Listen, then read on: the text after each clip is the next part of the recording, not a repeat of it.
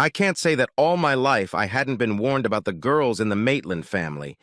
Everyone around me knew about them. A Maitland girl will always be beautiful. A Maitland girl will always be smart and funny. And she will make you head over heels in reckless excitement about her. But most importantly, a Maitland girl will always be unfaithful. As my mom would say, they just didn't have any consistency in them. And of course, she warned me many times about those Maitland girls. Their entire clan, she insisted, had been sent to this earth by the devil himself to confuse men and set insidious traps for them. According to Mom, they could hypnotize men with their captivating gazes, gentle words, and constantly swaying hips. No matter what last name they took when they married, O'Malley, Smith, Robard, it would never change their nature. They were always Maitland girls, and always, like moths, would rush out of their seats without a second thought and rush after the brighter light, the momentary pleasure. They said that if you got involved with a girl from the Maitland family, you'd better take a closer look at your children to see who their real father was. Constancy isn't about them. So as I slowly walked up the path to the porch of my farmhouse, I was hardly surprised to see my wife Jenny standing next to my best friend Mark, with his baby daughter perched on one hip, waving her arms funny in an attempt to keep her balance. My son Tommy peeked out from behind Jenny's blue chintz dress, eyeing me warily, confused and lost. Mark, on the other hand, was gently touching my son's shoulder, while his cheekbones were tense and his jaw was resolutely clenched, like a man who sees a storm coming and knows it's coming. Jenny was frozen between admiration and horror, her eyes wide in disbelief, and her hand stretched forward as if she wanted and feared to touch me across the last few meters separating us, trying to make sure I was real, or not real. As a kid, I obeyed my mom. I stayed away from the fickle girls of the Maitland clan and their magnetically appealing eyes. Though, of course, I saw them. They were like living, sparkling comets, glittering against the prim and God-fearing citizens of our county. They flitted from one boy to another while in school, and from man to man outside of it. My best friend Mark and I had heard plenty of stories about the Maitland girls and their lust for pleasure from guys older than ours, the ones who fell in love with them and were rejected. The only Maitland girl close to our age was Jenny Maitland, a clear-eyed, incredibly sweet girl who never stuck around the same guy for more than 4 months. We'd occasionally exchanged a few words with her, friendly enough, but I prudently stayed away from her until she ran off to the city, in pursuit of something the Maitland girls were always looking for. By then, I was beginning to worry that I might have become the next target on Jenny's list of conquests, and my mom would nail me if I got involved with one of the Maitland girls. So I breathed a big sigh of relief when she disappeared from school one day. I never found another suitable girl, though, and when I finally came of age after my mother died of a fever, I set out on an adventure, enlisting in the Navy before it was time for me to settle down, put down roots, and farm the fertile lands of southern Indiana. Mark would have joined the Army with me, but at the age of 4 he lost half his foot to a carelessly dropped axe. He talked me into going and enlisting in the Navy, though, so I could break out into the big world and have some fun for both of us. So for 4 years, I traveled all over the world, sailing the seas in a white sailor's uniform and working in the radio room of a cruiser, even though I always knew I would be coming home. All this time, I was constantly sending my best friend postcards and letters from my wanderings. The Philippines, Macau, Hong Kong, Singapore, Fiji, Hawaii, San Francisco. I met a lot of girls, mostly from exotic places, but I don't think my mom would have approved of any of them. Still, meeting them was fun. Eventually, I realized I had to go back. Because I missed farming so much, the fertile soil, the seeds, and the solid ground that didn't wobble under my feet. Mark met me at the station, in the midst of the stifling summer heat, and we walked to Mrs. Strickland's boarding house. Mark used to stay there when he was in town on business. He worked for a delivery service in a shoelace factory and was always traveling to different towns in the county, sometimes making his way to the big city. Mark met half a dozen girls at various points along his routes, but he wasn't serious about any of them. Mark chattered on and on about the postcards he'd received from me as I carried my sea bag to his room, now shared by both of us. Then he stopped and stopped talking, and there was a sly but a little sad expression on his face. You'd better hurry up, John. Dinner will be served in the main hall in 10 minutes, and you'd better not miss it. Mrs. Strickland hates guests who can't get to the table on time. So come on, buddy. Move your feet. You don't want to miss this dinner. The way he said it struck me as a little odd, and I was still puzzling over his words after the prayer while the food was being brought out of the kitchen by a shy girl with disheveled hair and lifeless, sunken eyes. The food itself wasn't bad, but it wasn't so wonderfully good that it would be a tragedy to miss it. It was simple and hearty, though the portions themselves were generous. Mark nodded toward the kitchen, where once again the girl had disappeared, looking like a broken, frightened mouse. You recognized who it was, didn't you? Leaning closer, he asked in a muffled voice. I shook my head. Come on, John, think again, Mark insisted. When I still couldn't get anything out of my memory, he sighed. It's Jenny Maitland, he informed me, arching an eyebrow meaningfully. Bullshit, I blurted out, unable to believe what I was hearing, even if he were thrice my friend. Never had a Maitland girl been so intimidated and lifeless. Mark looked back toward the kitchen door. I meant it. She came back from the big city in this condition about 2 years ago, and she hardly talks at all. Don't you dare touch her. It might freak her out. One time I accidentally touched her hand when I was taking a piece of roll, and she ran out of the room crying. But I stopped, not knowing what to say. It seemed simply impossible that the cheerful light that had always been inherent in them had faded in one of the girls of the Maitland clan. And Mark was originally, by nature, a gentle soul, one of the kindest people I'd ever known. No one could fear him. I know, my friend nodded understandingly. He had non-verbally sensed everything I wanted to say, so words were often unnecessary for us. We both waited for her to come back and bring dessert. As she placed a slice of red velvet one on my plate with trembling hands, I whispered her name. Jenny? She flinched, nearly knocking the cake over, and then she recoiled, looking at me with a startled stare, like a dog that had been kicked in the side. And she never answered me. I lowered my eyes and pretended I hadn't noticed her reaction, even though we both knew I hadn't. It's good to see you, Jenny. It's been a long time since we were in high school, I said softly. She shuddered again, as if someone had walked over her grave. She seemed a little numb, watching me warily. John? It was a long time ago. When did you come back? Her voice was shaky and stammering and so unfamiliar, like old paper that had been folded too long and no longer wanted to be opened.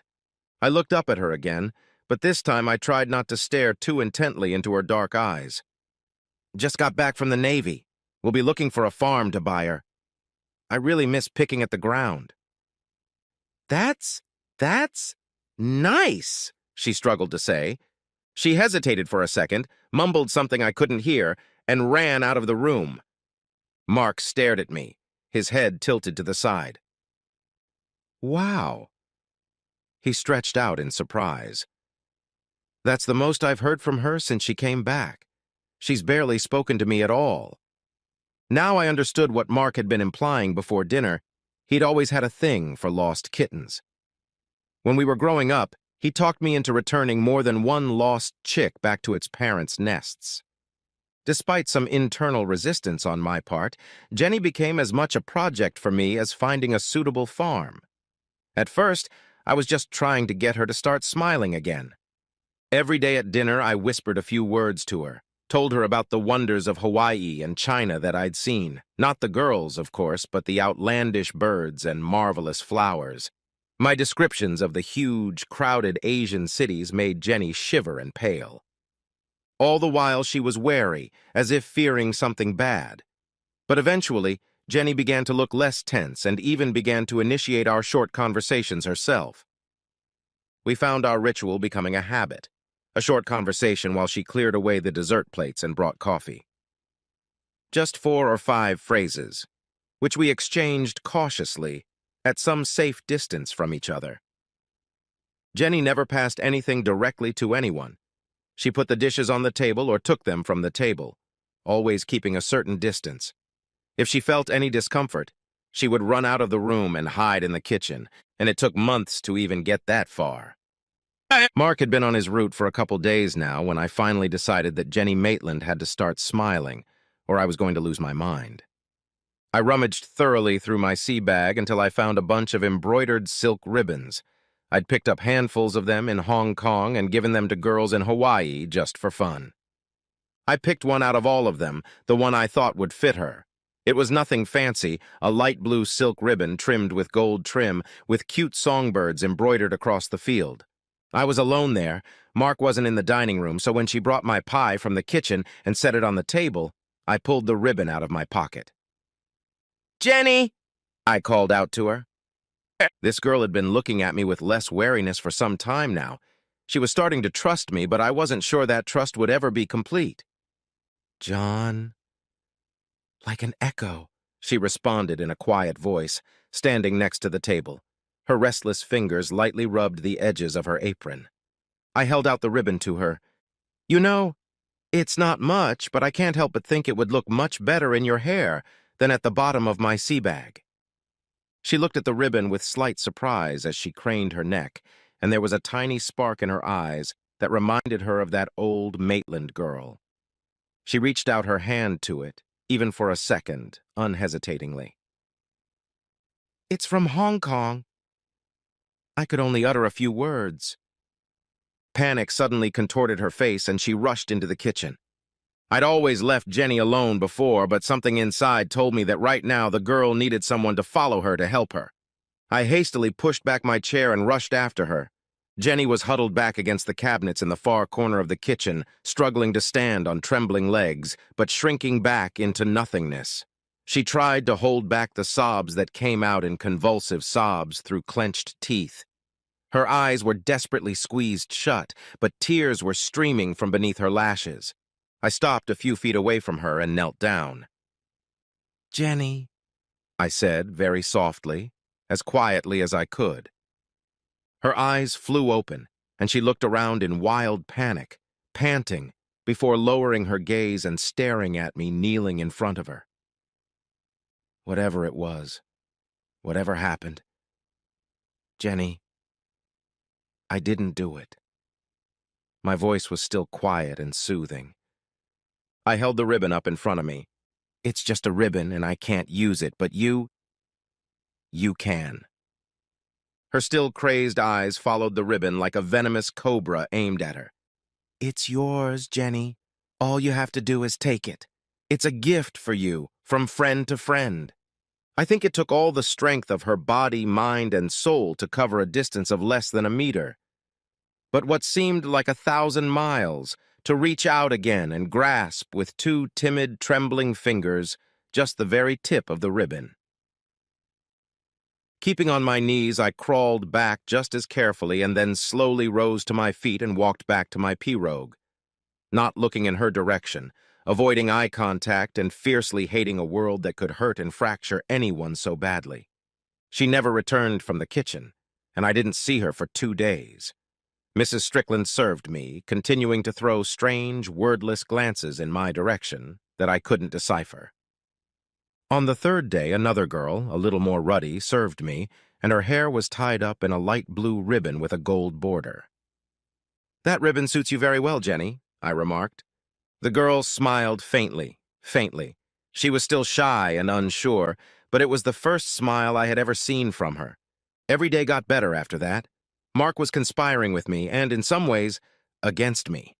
His plan was more strategic and far-reaching than mine, and I didn't realize it for a while.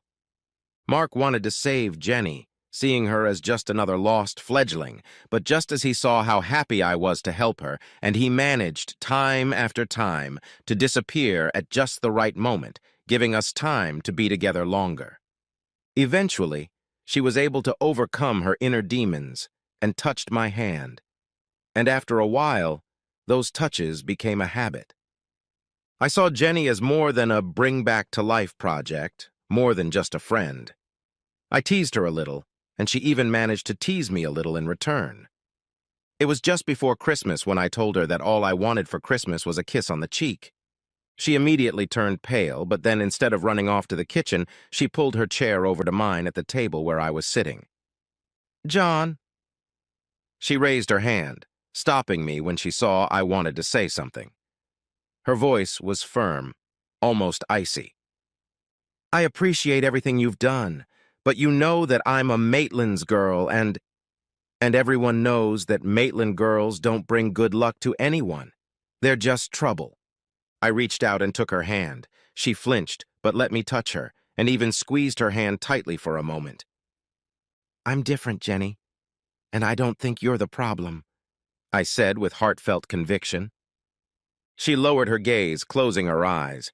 Her voice, when it broke again, sounded hopelessly dead. I'm ruined, John. I wouldn't have you as my first or even my 10th, or even the 100th. Having said that, Jenny unclenched her hand, expecting me to yank mine away immediately. It took me a moment to realize what she was trying to tell me, but I was a sailor who had been to Macau, Hong Kong, and Singapore, so I understood the reaction Jenny was humbly waiting for. But it only took another second to realize that I didn't care. I only squeezed her hand tighter. "I could be your last, Jenny. That's all I care about," I said. She began to tremble, and I pulled her to me without resistance. Sobbing quietly, she cried on my shoulder, and it seemed like a long time. A very long time she couldn't stop. Without lifting her head, she whispered her story to me, pressing her cheek against my shirt. There was nothing surprising in it, and I'd already guessed most of it as soon as the first realization came. Jenny had gone to the city, chasing her dream. But big cities are alive, insatiable and indifferent creatures that devour young and naive women by the hundreds. It was an ordinary story, starting with a dapper guy with devilish charm and ingratiating manners whose interactions with her had led to an arrest and 2 months in a gray, dark, and half-damp stone sack. After that, she wanted to leave, but there was more devilish in that man than charming, and she, like hundreds of others before her, found herself trapped, hopelessly trapped in the so-called gentleman's club. She had to sell the only thing she had, just to survive. After a while, tired of the hopeless and futile struggle for her survival, she began to look for a way to kill herself. She only gathered the courage to hang herself, and thus cut off the endless string of daily suffering. Jenny was saved only by a terrible gang war, as a result of which most of the club's guards were killed. In the ensuing turmoil, she managed to escape with a small amount of stolen money and returned home to hide behind its walls from the terrible dangers of life. For some time after this conversation, she continued to fight me, but her resistance was weak and only persisted because Jenny felt obliged to give me a chance to go away and leave her. Of course I didn't. We were married in the spring and settled outside of town in a modern Sears Model 1133 house on 25 acres of adjoining land. There she wove ribbons into her hair every day. I even asked a local seamstress to make more of them when my own ribbons from the Navy duffel bag ran out. She solemnly swore her allegiance to me, till death do us part. And she meant every word she said. There was not and could not have been a more devoted wife in the whole world. I saw her often watching me from the kitchen window while I worked in the fields and eagerly waiting for me to return to her. And when Jenny gave herself to me, she put her whole self into the act of our union, with sincere love, absolute passion, and everything else she had. In a way, I think it was proof to her that she was worth something. To me, but mostly to herself. Proof that she hadn't destroyed her happiness because she was able to pick up the pieces of what seemed hopelessly corrupted and turn it into a source of joy. I myself would never have believed that I could be such a happy person. And even Mark's ridiculous grin, which appeared every time he saw us together, was quite bearable, because he really was always there for us. When Jenny had Tommy, there were 3 of us. For 4 years, we were happy. My world came crashing down on December 7th, 1941, although it took me 2 months to find out. Many radio operators died and went missing during the attacks on Pearl Harbor, and it didn't take the Navy personnel officers long to find me. When the telegram arrived, I was out in the field fencing new plots. By then, our property had grown to nearly 75 acres. I was met at the door by Jenny, with eyes full of tears, who clutched in her hand a telegram from Western Union calling me to active Army service. I silently read the message. Radio operators, it seemed, were more valuable to the country now than farmers. "Jenny, you've heard the radio. I'll be teaching somewhere and I'll try to get home as soon as possible." I tried to reassure my saddened wife. "I wish you would. I can't live here." She put her arm around us. "Without you." "It won't last long, a year or so, and we'll be done with it," I assured her. "Ia, I really can't do this without you," she whispered. Her voice was so fragile it sounded like it might crumble to dust in a breeze. Suddenly I realized she wasn't talking about the farm. I gently put my arm around Jenny's shoulders and drew her into the house, where I sat down on a kitchen chair and sat her on my lap. "Jenny, I'll be back. I swear to God I'll come back." She clung desperately to me, wrapping her arms tightly around me, her hot tears dripping down my neck. We talked for hours, and I tried to get Jenny to promise to stay strong for me. All she could say was, "I'll be as strong as I can be." I had to leave almost immediately, but I made Mark promise to look after her and Tommy, knowing that he would do his best. I soon learned that I would not have to teach. For fear of a possible Japanese invasion of Australia, our Catalina 4 amphibious boats had been rushed out to patrol the sea routes against a likely samurai landing force. These seaplanes required radio operators with a crew of 10. There was no time for additional radio operator training, and those of us who already had experience were quickly assigned to flying squadrons. We played some crazy game. We met our submarines in secluded bays, gave them secret codes, and in return delivered important reports to the command. And they searched, constantly searching for Japanese ships. Our bird had more hazards and close bursts versus chances of hitting a target than I could count. We were threatened by Japanese air patrols, technical glitches, and malfunctions, and once, in a particularly unpleasant moment, a lone Japanese fast patrol boat nearly finished us off while we were on the water surface. It was almost August when Lady Luck finally turned her back on us, and we were forced to splash down on the water due to a mechanical malfunction near the Philippine coastline. Our last radio transmission went unheard. We had been at the limit of our communication range the entire time, and by the time we realized we couldn't repair the malfunction quickly, our Catalina was already behind a dense layer of clouds, further limiting our reach. We spent the rest of the war fighting alongside Filipino guerrillas against the Japanese occupiers. Mostly, we were just trying to survive by simply raiding for vital supplies. There was no communication with the American troops, so we knew nothing about what was going on in the big world. Amazingly, despite the fact that there was only skin and bones left of everyone in our crew, we all survived, thanks to the help and incredible bravery of the local guerrillas. Similarly, no one in the Army knew about our little group until a roving American patrol accidentally stumbled upon us. That was sometime in the middle of 1945. After all the ordeals, one day we arrived in San Francisco, where we were welcomed with appropriate honors and paid 3 years' pay. The brass announced to the crew of our Catalina that we had earned enough points to merit an immediate honorable discharge from the Army. That's when I learned that I had been officially presumed dead for several years. We were all declared dead in action almost immediately after we disappeared. I sent a telegram to Jenny and another to Mark at Mrs. Strickland's house, and then got on the first train I could squeeze on, along with thousands of other soldiers and sailors returning home from the war. It took almost a week to get back to my hometown. A whole week of panic on my part. I knew how much Jenny depended on me, but at the same time I realized, as long as she knew I was alive and Mark would be there to support her, she would be okay. But the realization that she thought I was dead horrified me. I knew better than anyone how fragile and vulnerable she really was. And then, at last, I saw the painfully familiar outline of my town. Mrs. Strickland intercepted me at the train station. I can't imagine how she knew which train I was taking. She probably just met every train, looking me over from the moment my telegram for Mark arrived. I guess that's the way it was. I never asked. She sat me down next to her and told me about the disaster with Jenny after receiving that awful telegram from the military authorities, as she did about Mark's desperate attempt to save her, and then she told me about Gracie. The Secretary of the Navy regrets to inform you that after receiving the funeral, my wife held on as best and as long as she could, just for Tommy's sake. Our boy was the dearest thing in the whole world to her. But Jenny's inner strength was always based on we, the two of us. Without a dislodged pillar and the hope of my return, her mental state began to deteriorate, though she certainly fought it to the best of her ability. She had to get a job because she could no longer run the household alone.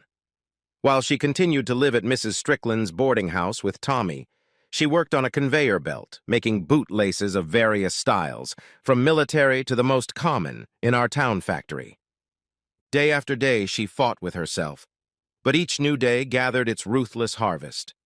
The circles around her eyes grew darker and darker. She began to wear her ribbons casually, and then she stopped weaving them into her hair altogether. She spoke so seldom that almost no one heard her voice anymore.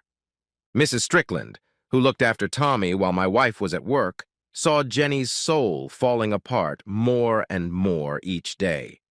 In fact, Mrs. Strickland was just lucky enough to pay attention when Jenny kissed Tommy one morning and whispered, "Whatever happens, remember that I'll love you forever." Something in her strained, string-like voice, something in her stumbling, unsteady gait made Mrs. Strickland wince and become alarmed. As Jenny walked out the front door, leaving it open, and wandered languidly down the street toward the factory, which was only a few blocks away, Mrs. Strickland rushed to Mark's room and began pounding on his door, shouting for him to get up sooner. If Mark had acted slower, or Jenny faster, or if she had been better prepared, he wouldn't have stood a chance. Reaching the factory, Jenny tried to open the giant industrial cord winding machine, but the door of the cage protecting it was locked, more in case of unlikely sabotage than for safety. After futilely yanking on the door to no avail, Jenny dropped her hands and stared at it dumbly for a moment, then staggered back to the back room, where she grabbed one of the hundreds of cord cutters lying on the floor. She locked herself inside and, while the other girls screamed and pounded on the door, began clumsily, but with fatal determination, sawing at her wrist. In fact, Mark hadn't run so desperately since he was 4, but the terror in Mrs. Strickland's voice gave him speed. As Mark burst into the workplace in a final, panting sprint, limping heavily on his injured leg, frightened women workers, pale and sickly, watched him run forward along the conveyor belt. Mark was not a small guy, and the door that could theoretically have stopped him should have been much stronger than the one he slammed his shoulder into. Once inside, he grabbed my blood-spattered Jenny, knocked the bloody wire cutters out of her hands, and dragged her back to Mrs. Strickland's boarding house, and then to the farm. He stayed with Jenny and looked after her as I had asked him to. Mark split his time between working in the factory and on the farm, sometimes putting in nearly 20 hours a day. My best friend took care of my baby, took care of my widow. He tried to sleep in town, but eventually moved to the couch in the farmhouse and then to our spare bedroom. It was almost a year before Jenny found physical comfort in his arms and bed. Fragile and mentally scarred, she needed human contact, some reality she could lean on. And while the closeness that Jenny had with Mark wasn't the special bond that existed between her and me, it was enough to keep her in a state of mind where she could be a caring mother around Tommy. And when Gracie was born, it was further confirmation that Jenny was not a poisonous poison, not a worthless weed. She wasn't just another one of the proverbial Maitland girls. Jenny had told Mark she would never marry him because she couldn't do that to me, even if she had to stoically endure the angry, judgmental glances of the town matrons. Before she let me go on my way home, Mrs. Strickland had time to send someone from the boarding house on ahead to the farm with the message that I was on my way. Now, as I walked up the path to my house, more questions crowded into my mind than there were answers.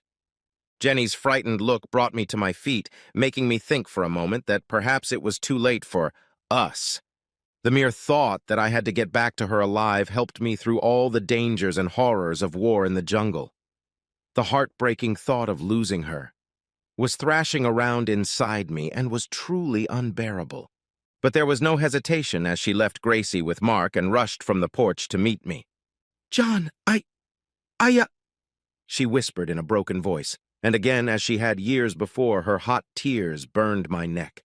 "Shh. I'm here now. I'm back.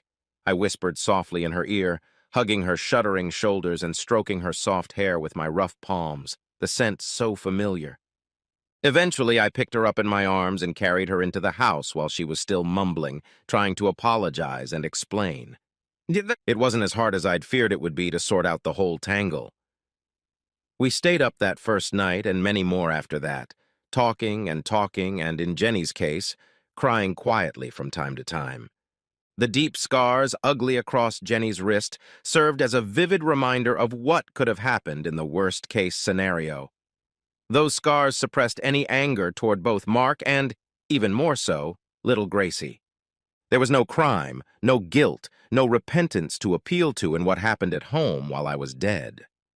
Without Mark, Jenny would not have survived. The farm would have been lost, and who knows what would have happened to our son Tommy then. She told me that as soon as they received my telegram, Jenny and Mark immediately moved into separate rooms. Yes, they loved and supported each other, but not in the way that she and I had. I had no reason to doubt my wife or the truth of her words. I could see it in her eyes. Mark kept her afloat, but with me, and for me, she really came alive and began to resemble her former self. Jenny herself feared the worst on my part, but after an almost incessant stream of her apologies, I told her that she had kept her vows. After all, they said, until death do us part. And after all, I had been officially dead for 3 whole years. Was there any anxiety on my part? At times, perhaps, but Jenny and Mark did their best to make sure that I didn't have the slightest cause for serious concern. Mark even suggested once, wouldn't it be better for everyone if he left? But I couldn't separate him from Gracie. Instead, I helped him build a house on the other side of the property, far enough away to have privacy, and close enough that he could help Gracie and me. When my best friend finally met the right girl, we had plenty of time to explain to her the singularity and complexity of our relationship. As for Jenny, she's living proof that even a Maitland clan girl can be faithful, till death do us part.